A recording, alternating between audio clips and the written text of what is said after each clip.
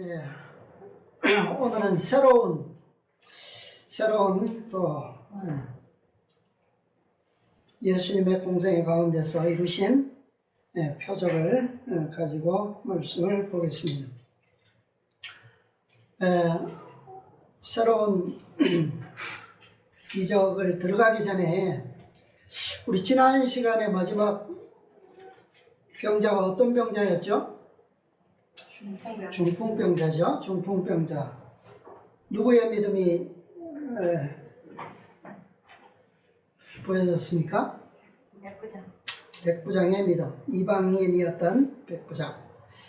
자, 예수님께서 이 백부장의 믿음을 통해서 그의 하인을 고쳐준 것은 예수님께서 전하시는 이 복음이 누구 가운데서요? 이방인들 가운데서 성취될 사업에 대한 전조였다라고 시대소망에서 기록하고 있습니다.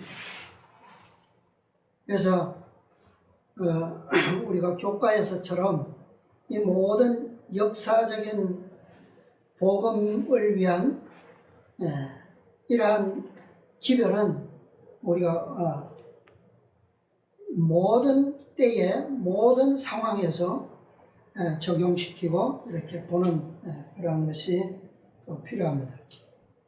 그 부분에 대한 한 말씀 보겠습니다. 시대소망 317페이지 지난번에 보셨던 말씀 다음인데요. 구속의 역사는 724페이지입니다. 724페이지 317, 18 구속의 역사는 724페이지 오른쪽 천문단입니다. 724 오른쪽 첫 줄부터 보겠습니다. 예수에게 있어서 이것은 복음이 이방인들 가운데서 성취시킬 사업에 대한 전조였다. 예수께서는 모든 민족들로부터 영혼들이 당신의 나라로 모이는 것을 기쁨으로 기다리셨다. 예수께서는 유대인들에게 그들이 당신의 은혜를 거절한 결과가 어떠한지를 묘사하셨다. 너희에게 이르노니 동서로부터 많은 사람이 이르러 아브라함과 이삭과 야곱과 함께 천국에 앉으려니와 나라의 본 자손들은 바깥 어두운 데 쫓겨나 거기서 울며 이를 갈미 있으리라. 아, 슬프다. 얼마나 많은 사람들이 아직도 이와 같은 치명적인 실망을 안겨줄 노선을 걷고 있는가? 이방의 흑암 가운데 있는 영혼들이 하나님의 은혜를 받아들이는 동안에 빛이나 돌아보지 아니하는 사람들이 그리스도교 국가에 얼마나 많은가. 아멘. 예, 여기 보면 아브라함과 이삭과 야곱과 함께 천국에 앉아있을 백성 누구라고요? 동서로부터 많은 사람이 누구를 일컫는 겁니까? 특별히 이 대목에서 보면 백부장과 같은 이방인들을 의미하는 거죠. 그죠? 근데 바깥 어두운 데 쫓겨난 사람들은 누구예요? 정작 그 자리에 있어야 할, 가장 먼저 그 자리를 차지해야 할 나라의 본 자손들, 아브라함과 이삭과 야곱의 자손들, 그죠? 참 슬픈 예언이죠. 그런데 이 성경절의 말씀을 다른 상황에서도 예수님께서 말씀하셨어요. 적용하셨어요. 누가복음 13장 봅니다. 누가복음 13장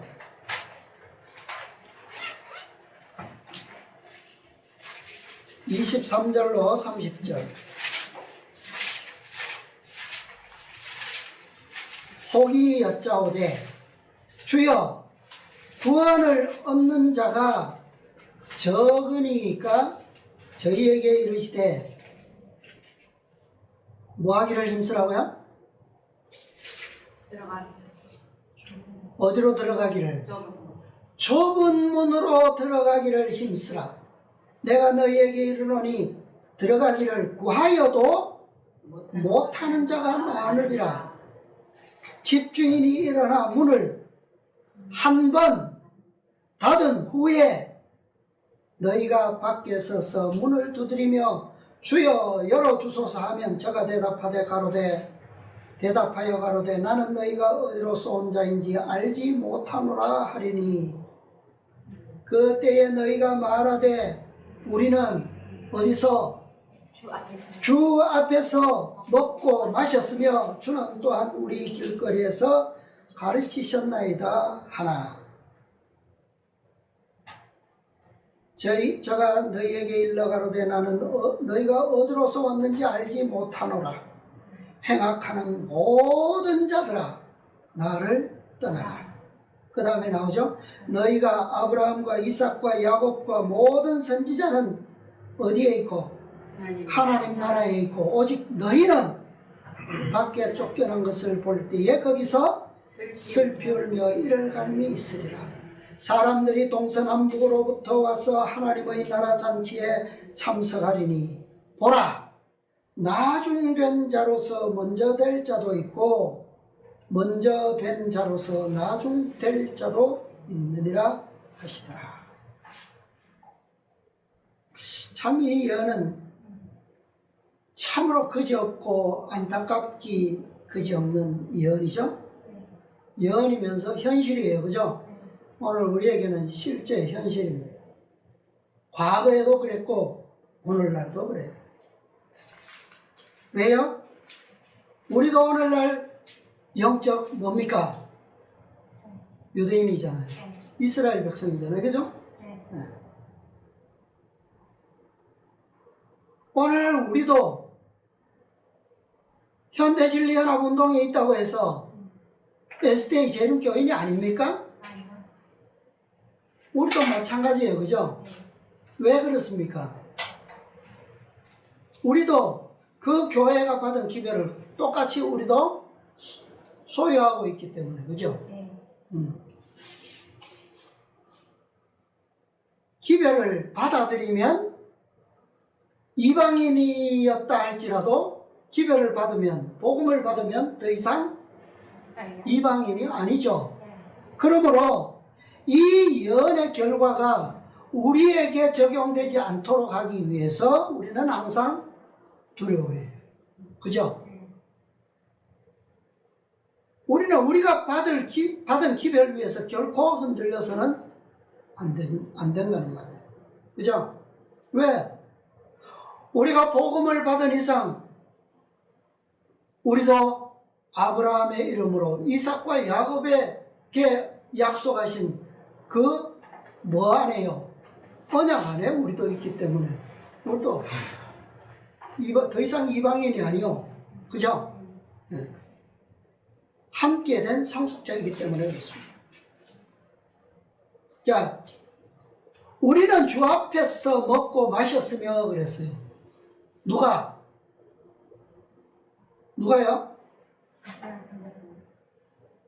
문을 닫은 후에 와서 두드리는 사람들이 그들이 누구라고요? 어디로 들어가지 않았던 사람입니까? 좁은 문으로 들어가기를 게을리한 자들. 자, 시대적으로 보면 그들이 누굽니까? 예수님께서 계시던 지상 뜰의 시대, 그 문에 들어가기를 거절한 자들이 누구예요? 유대인들이에요. 그죠? 그 다음에 두 번째 문, 성소 첫 번째 문, 그 시대에는 누굽니까? 그 시대에는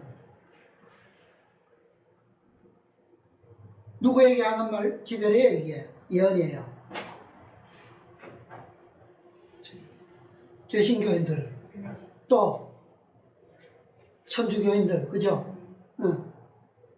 성경을 가졌지만 그 문으로 들어가기를 힘쓰지 않았던 자들. 마지막 문요. 둘째 칸에서는 누굽니까? 그들이 SDA 재림교인들. 이들이 어디에서 먹고 마셨다고요? 주 앞에서 먹고 마셨고, 주님께서 가르치시는 길거리에서 우리가 우리도 가르쳤습니다. 그 말이죠. 그런데 예수님께서는 일괄 그들에게 뭐라고 말씀하셔요? 행악하는 모든 자들아 나를 따라가라. 뜰의 문은 넓죠. 뜰의 문은 넓어요. 그죠? 그러나 첫째, 두 번째 문, 성소와 지성소의 문, 마지막 문 가면 갈수록 문은 어때요? 좁은 문이요, 길은 좁은 길입니다. 어느 시대에든지 기별이 적용되는 적시에는 들어가기가 어려운지 모르지만, 그러나 이 기별은 어떻게 주어진다 그랬어요? 초기 문집을 보면 현대 기별이 어떻게 주어졌다 그랬어요? 차례로, 그죠? 순서적으로. 근데 그 순서적 경험이 없는 자들은 비록 상황적으로 좁은 문 안에 있을지라도 어때요? 경험이 없는 자들은 어떻게 될까요? 그들은 떨어져 나간다고 그랬어요. 어디로 갑니까 그들이? 다시 넓은 문으로. 그죠? 많은 사람들이 어떤 길을 찾는다고요? 넓은 문을, 넓은 길을 찾는다. 그죠?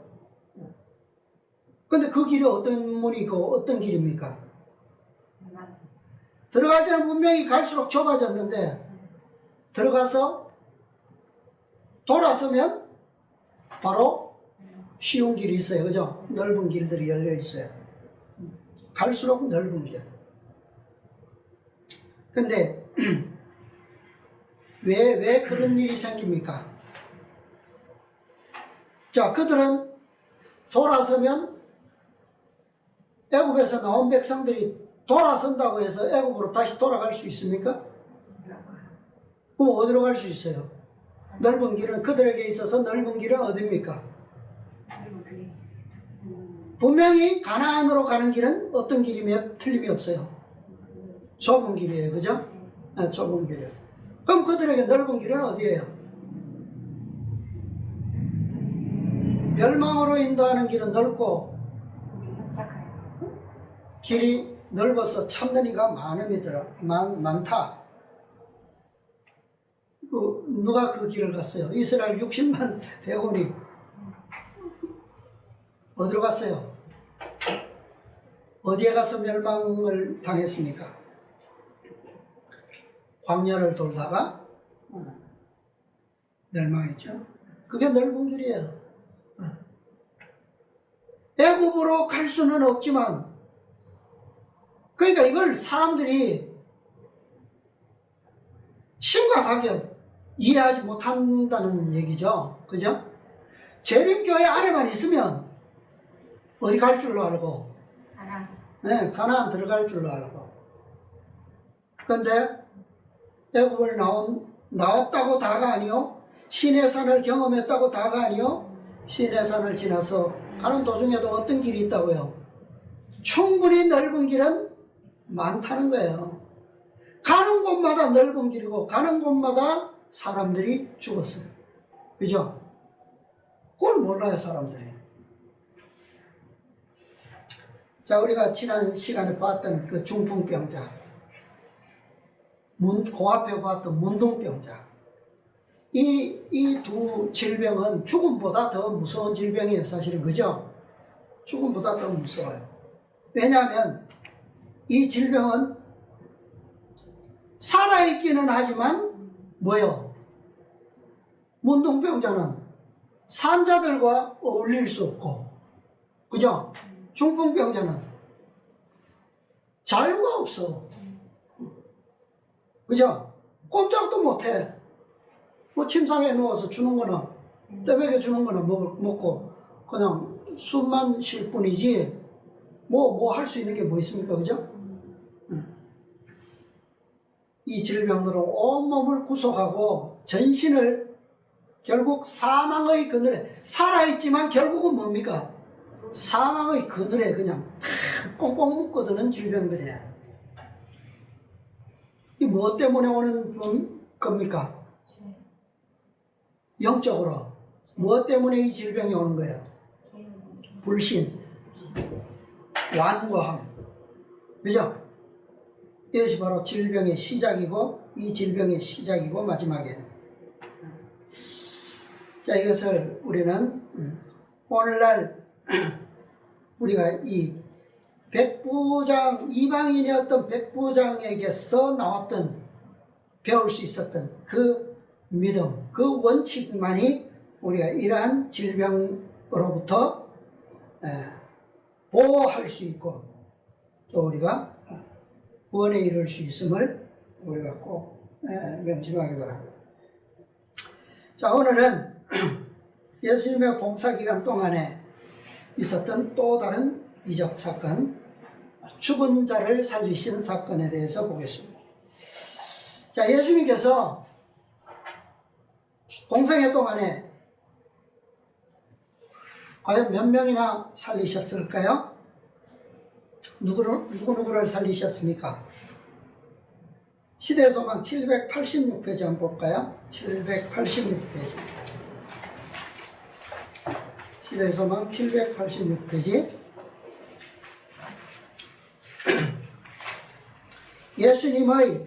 당신의 봉사기간 동안 예수께서는 죽은 자를 살리셨다. 첫 번째 누굽니까?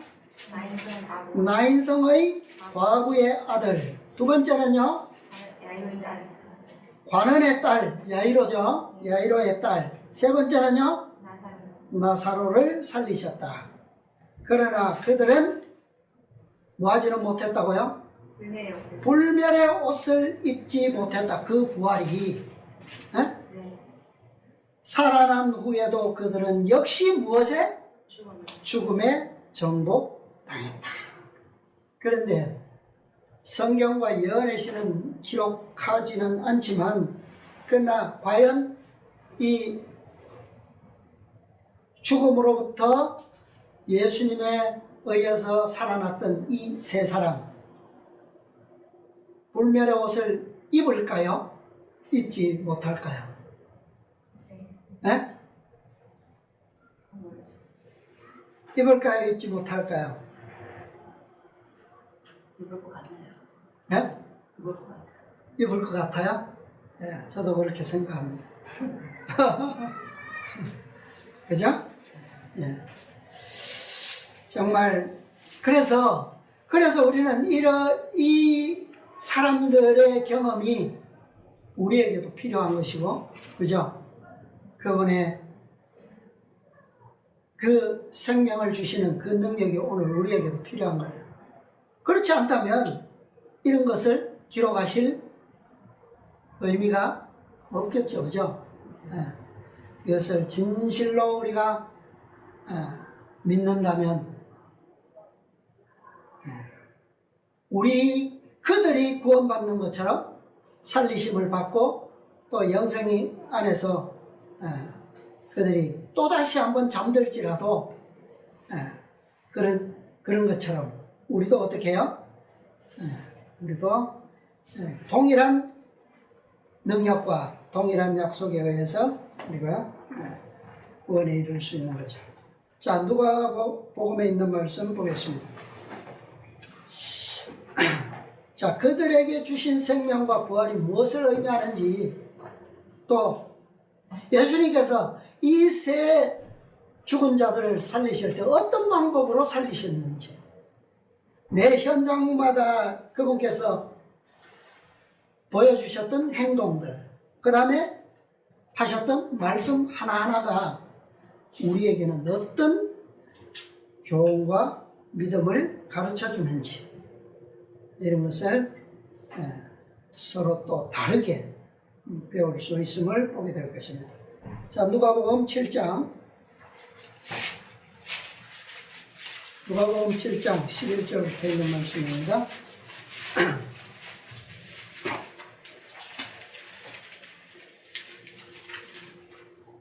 7장 11절로 17절에 있는 말씀 어느 분 읽어주시기 바랍니다.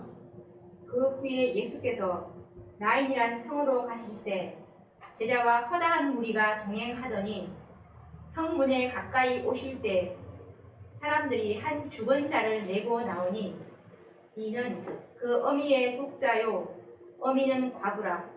그 성에 많은 사람도 그와 함께 나오거늘 주께서 과부를 보시고 불쌍히 여기사 울지 말라 하시고 가까이 오사 그 관에 손을 대시니 맨 자들이 서는지라.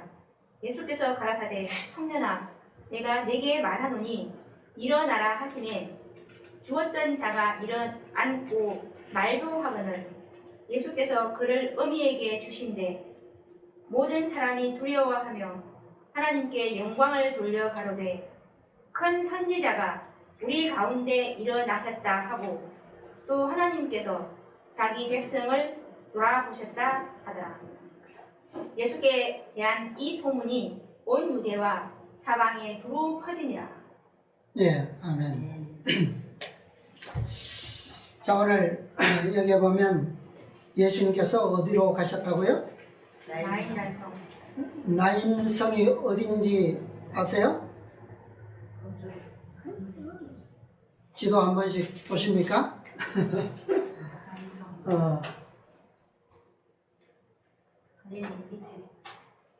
이 시대의 소망에 보면 지금 우리가 연구하고 있는 예수님의 공생의 가운데서의 그 유대에서 밀려나시고 어디에서 봉사를 하고 계십니까? 갈릴리죠. 그 중심이 어디예요? 가버나움이죠. 가버나움. 이 나인성은 가버나움에서부터 약 80리 이상 떨어져 있다 그래요. 80리 이상. 그래서 그 엘리야 시대에 수넴 여인 아시죠? 네, 수넴 여인이 살았던 그 수넴이라 하는 곳과 비슷한 지역이에요. 가까운 지역이거나 아니면 뭐 아마 인근 지역이라고 그렇게 보여져요. 그 다음에 거기는 이 갈멜산과 지중해 연안의 갈멜산과 요단강 줄 가운데 좀 됩니다. 그래서 그 많은 그 사연들이 있는 지역들이 그 주변에 많아요. 그 성으로 예수님께서 제자들과 함께 또 허다한 무리가 동행해서 가셨어요. 그런데 성문에 가까이 가실 때에 이 장면을 맞게 됩니다. 그런데 이 사건이 정확하게 언제 일어나는 거냐 하면 예수님께서 12제자들을 임명하시고 두 번째 갈릴리 여행을 하시는 초기에 이 사건이 일어났어요. 첫 번째 사건입니다. 그래서 12제자들을 임명하신 이후에 일어났던 첫 번째 사건이라고 하는 데는 의미가 있는 거예요. 예수님께서 이제 아까 우리 교과에서 보셨던 것처럼 예수님의 그 메시아의 기별을 이미 예언으로부터 그 다음에 메시아께서 친히 증거하신 그 모든 증거들이 사내들인으로부터 공식적으로 거절되었을 때 기별을 받을 누구를요? 다른 무리들을 하셔야만 하셨다 그랬어요. 그죠? 네. 그래서 그 무리가 누굽니까? 제자들이에요. 제자들. 그래서 그 무리가 12명이 임명되었다라고 하는 사실은 뭐예요? 이제 예수님께서 택하신 백성들을 떠나셔서 이제 이 복음을 세상에 축복으로 증가하기 위해서 이제 그 기초가 완성되었다라고 하는 거죠. 예. 그래서 예수님께서는 이 제자들을 당신의 동력자로 선택하시고 부르셔서 그 다음에 이들에게 뭐가 필요합니까? 이제 이들을 가르치시고 훈련시키셔서 그들로 하여금 이제는 이 기별의 전파자들이, 선포자들이 되게 하는 것이 그분의 목적이에요. 그래서 이들을 가르치시고 훈련시키기 위한 첫 번째 훈련으로서 하나님의 구원이 조건 없이 주어지는 선물이라고 하는 사실을 이 사건을 통해서 현장 실습으로 보여주신 거예요. 그 이전에도 병자들을 많이 고쳐주셨잖아요. 그죠? 근데 그 모든 이적들 가운데는 다 뭐가 있습니까? 우리가 문둥병자도 그렇고 중풍병자도 그렇고 뭐 귀신 들린 자들도 그렇고 보면 다 상황에 따라서 그들에게 뭐가 있어요? 고침에 대한 믿음의 분량이 다 있단 말이에요. 그죠? 믿음의 선물의 크기가 다 다른 것을 우리가 보는 거예요. 이 죽은 자를 살리시고 그들에게 생명을 주시는 이 이적에서도 그것이 나타나 있습니다. 비록 죽었지만, 그죠? 그들에게 죽은 자의 믿음을 요구하시는 것이 아니라 다 누구를요? 그와 가장 가까운 사람들의 믿음을 우리가 여기서 볼 수가 있죠. 자, 이것은 어쨌든 제자들에게 구원의 선물이 어떻게 주어지는가에 대한 분명한 실습이라고 하는 것을 첫 번째 사건에서 보여주고 있습니다. 자, 그것처럼 현대 기별에서도 첫째 천사의 기별은 뭐예요? 조건 없는 구원이라고 하는 것을 기별 가운데서 보여주고 있죠. 전적으로 뭡니까? 구원은 은혜의 선물이다. 그러니까 그리스도께서 일방적으로 주시는, 그냥 왜요? 일방적으로 주시는 것도 왜 일방적인 겁니까? 죄인들을 볼 때, 우리를 보실 때에 우리가 뭐 하기 때문에? 너무나도 가진 것 없고 가난하고 헐벗고 가련하고 공고하고 그냥 보니까 뭐예요?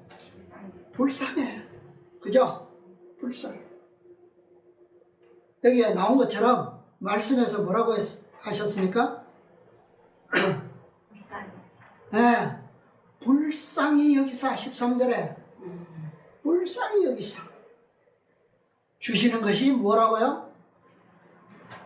구원이라는 거예요. 그래서 그러면 이 과부를 불쌍히 여겨서 아들에게 생명을 주셨다라고 하는 것은 불쌍히 여기서 무엇을 주셨다는 겁니까? 라오디게아 교회에 보내는 기별에서 가난하고 가련하고 공고하고 헐벗고 그런 자에게 무엇을 준다고요? 불쌍히 여기서 무엇을 주신다고요?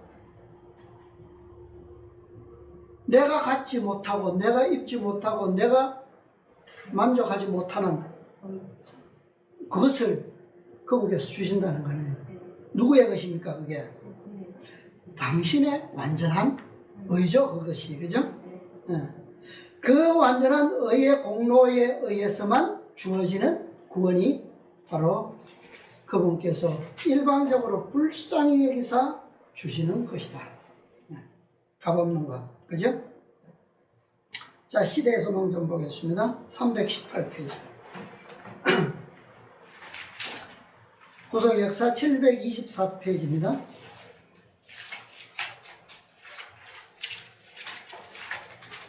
오른쪽 맨 아래 문단이에요.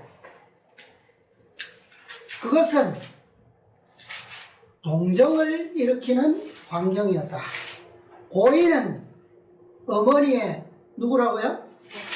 독자였고 그 어머니는 과부였다. 참, 뭐 이렇게 딱한 형편이 없죠, 그죠? 이 외로운 애도자는 그의 유일한 육신의 의지요 위안인 아들을 뒤쫓아 무덤을 향하여 가고 있었다. 주께서 과부를 보시고 어떻게 해요? 불쌍히 여기셨다.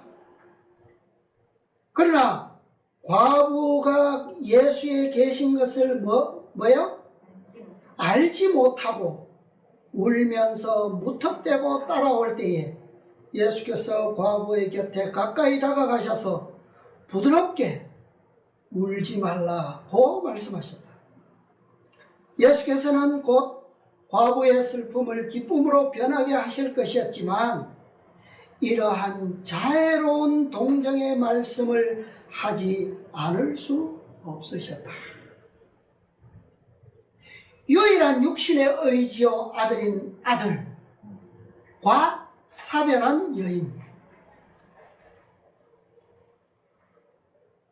남편도 없는 과부.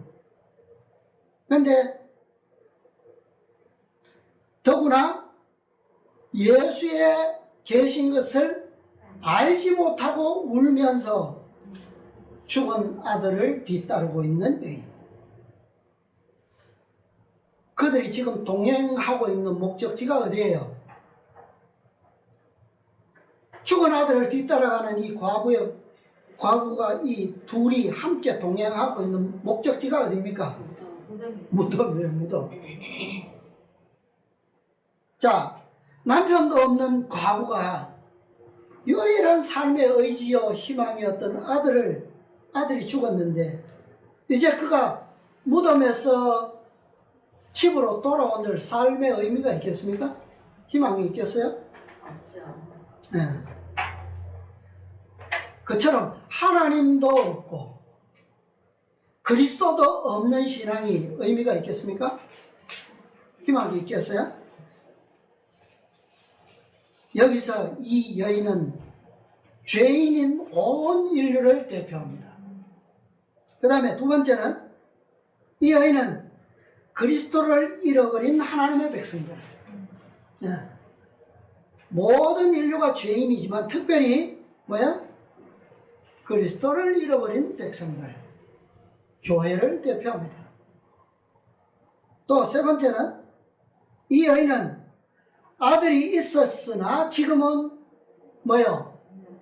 죽어 있고 곧 무덤에 이르러 그리스도와 영영 이별할 백성들. 첫째 천사의 기별이 선포되던 재림운동 당시에 개신교회들을 대표해요. 그러나 그러니까 재림 기별이 윌리엄 밀러가 재림운동 기별을 펼치던 그때 개신교회의 형편이 신앙의 형편이 이랬다는 거예요. 그죠? 하나님을 섬기고 있었고 그리스도의 복음을 가졌다고는 하나, 그죠? 따고는 하나 희망이 없잖아요. 그죠? 이제 이 기별을 받아들이면 좋겠거니와 이 기별의 음성을 받아들이지 아니하면 그 뭐예요? 그들의 운명이 결정되는 거예요. 그런데 이러한 행렬이 그들이 목적지에 이르기 전에 무덤이라고 하는 절망의 목적지에 이르기 전에, 그러나 그들의 삶의 터전인 성문은 뭐하고 이미 나왔고 벗어났을 때, 그죠? 상황이 여기에 지금 절망의 무덤에는 아직 가지 않았지만, 그러나 뭐는 나왔어요? 성은 나왔어. 그때에 누구를 만납니까? 예수님을 만나는 거예요. 이게 기별이에요. 예수님께서 그들의 동행을 멈추게 하시고 새로운 삶을 그들에게 주신 겁니다. 이것이 뭐예요? 이것이 선물이에요. 자, 이것은 전적으로 그분께서 그들을 무엇이므로요? 불쌍히 여기심으로 주어진 생명이고 구원입니다. 이것은 하나님의 사랑의 품성이 그리스도의 지상 공생애를 통해서 나타내셨던 가장 두드러진 속성이라고 하는 사실을 보여주는 탁월한 복음이에요. 이 상황에서만큼 하나님의 자비, 품성의 속성인 자비, 그것이, 그죠? 여기서 분명히 나타나는 거예요. 자, 그 다음 문단 또 보겠습니다. 318페이지. 가까이 오사, 오른쪽 첫 줄입니다. 가까이 오사, 그 관에 손을 대시니라. 시체를 만지시는 것도 예수를 부정하게 할 수 없었다.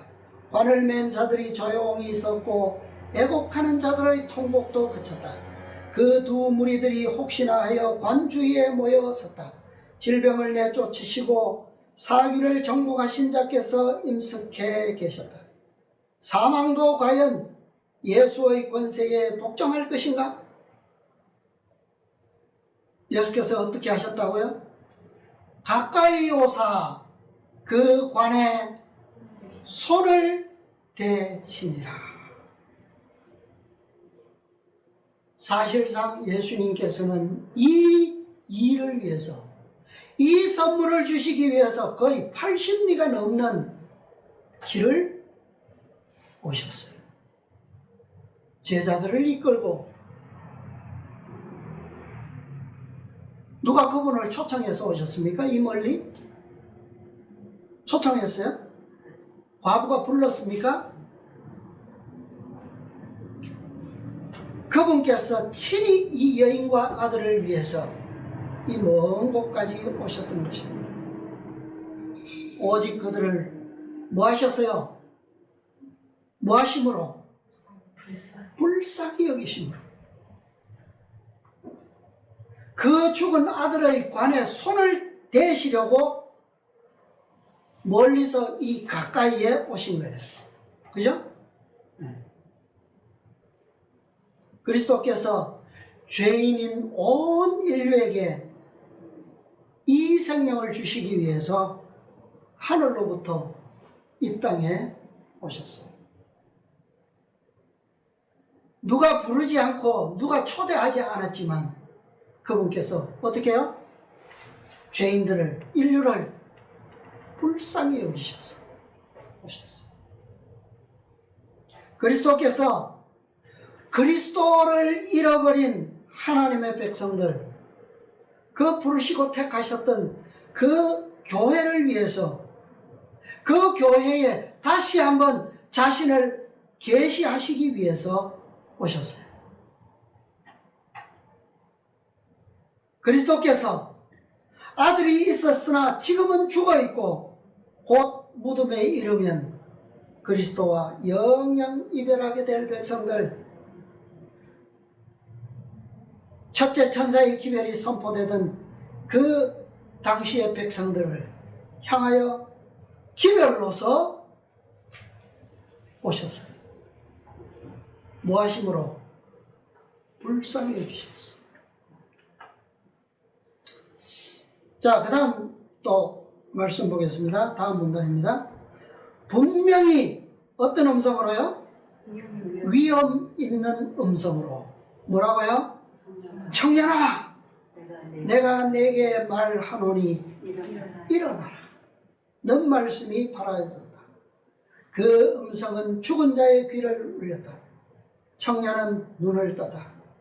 예수께서 그의 손을 잡으시고 일으키셨다.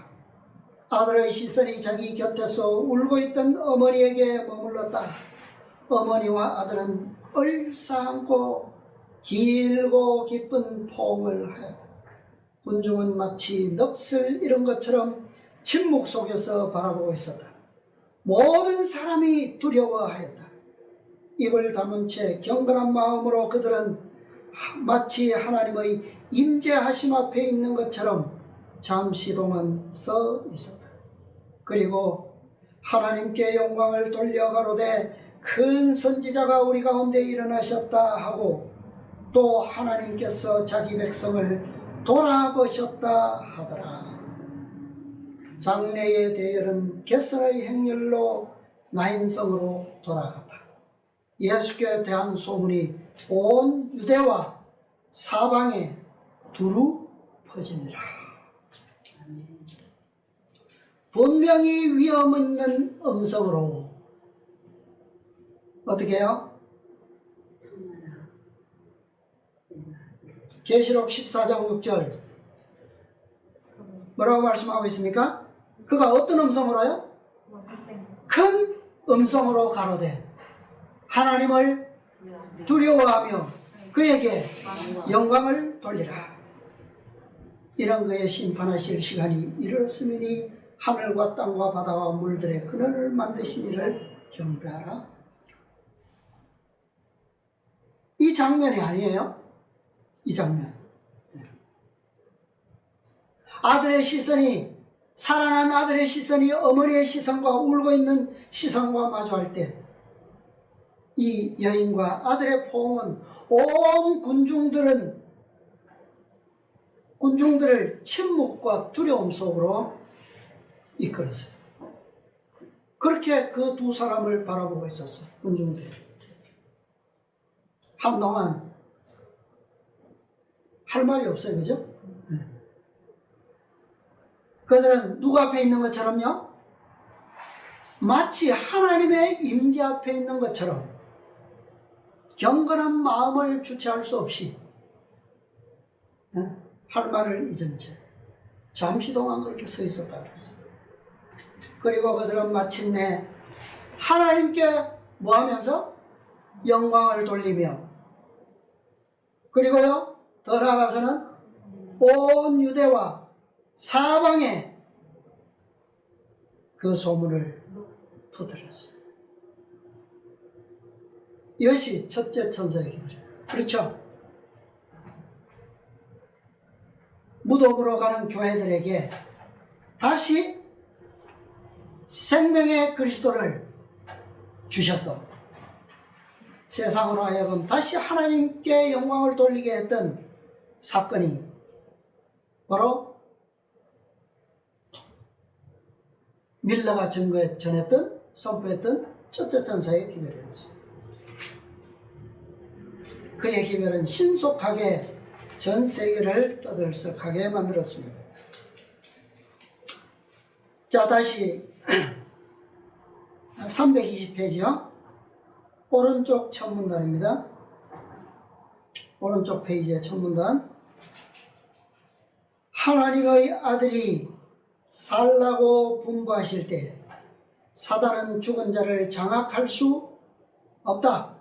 사단은 그리스도의 능력의 말씀을 믿음으로 받아들이는 영혼을 영적 사망에 붙잡아 둘 수 없다.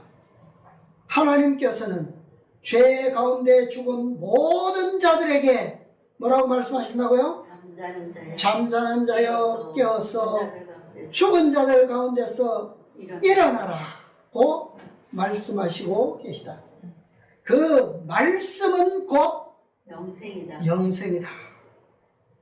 인류와 이 시조에게 살라고 명령하신 하나님의 말씀이 지금도 우리에게 생명을 주는 것과 같이 청년아 내가 내게 말하노니 일어나라 하신 그리스도의 말씀이 나인성의 청년에게 생명을 주었던 것과 같이 죽은 자들 가운데서 일어나라고 하시는 그 말씀도 이를 받아들이는 자에게는 생명이 된다. 아멘.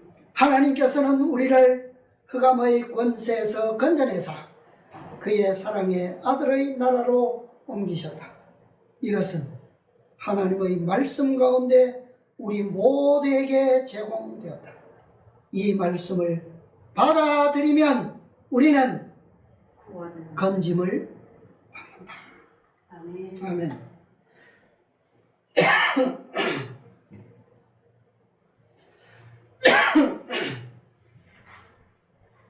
그리스도께서 가까이 오셔서 그분의 손이 닿는 곳마다 죽은 자가 들어있는 곳마다, 그죠? 그 다음에 두 번째는요, 그분의 분명한 위험 있는 음성이 들려지는 모든 죽은 자들의 귀마다, 그죠? 우리는 죽어도 뭐가 있어요?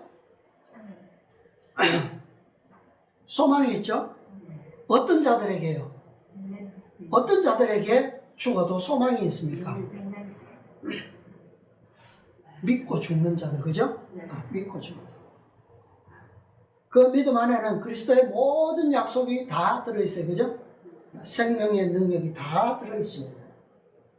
그래서 죽을 때에 우리의 영혼을 예수님께서 하셨던 것처럼 아버지께 의탁하나이다. 왜요? 그 의탁은 무엇을 위한 의탁입니까? 그분께서 뭐하라고 하실 때 일어나라고 말씀하실 때 그 음성을 뭐하기 위해서? 듣기 위해서 의탁하는 것. 세 번째는요, 그분의 기별이 선포되는 모든 죽은 교회들마다 깨어나고 일어나고 살아날 것입니다. 그리고 길고 깊은 기쁨의 포옹을 나누게 될 것입니다. 이것은 단지 한 영혼, 한 교회, 한 백성뿐만 아니라 우리 한 개인에게 있는 모든 지체들, 사실은 우리가 마지막 기별들을 받았다고 해서 우리의 모든 기관들이 다 살아났어요? 다 온전케 됐습니까? 우리의 죽은 지체들, 모든 기관들마다 그분의 손이 닿아져야 돼요. 그분께서 우리의 모든 지체들 가까이 오셔서 터치되어야 된단 말이에요. 능력의 손길이에요. 그죠? 우리의 모든 지체와 기관마다 그분의 분명하고도 위험 있는 음성이 어떻게 해요? 들려져야 됩니다. 그죠? 청년아, 내가 내게 말하오니 일어나라. 넌 그 음성이 우리의 모든 세포들마다 새로운 영생의 능력으로 거듭나기 위해서 예수님께서 이미 우리의 어디에 와 계시다고요? 문 앞에 서서 뭐하노니? 두드리노니. 그 두드림이 있는 그 문이 열려질 때, 그 음성이 뭐야? 들려질 때 우리는 무엇을 얻게 될 것입니까? 이 청년이 얻은 생명과 기쁨을, 그죠? 얻게 될 것입니다. 우리 모두 그분의 손이 닿아지고 그분의 음성이 들려지고 그분의 일어나라고 하는 그 말씀의 능력이 우리의 모든 세포들을 일깨워서 정말 주님의 오시는 그 나팔 소리와 함께 영원한 길고 기쁨의 즐거움의 그 포옹이 영원토록 우리에게 있게 되기를 간절히 바라면서 오늘 말씀을 마치겠습니다. 아멘. 아멘.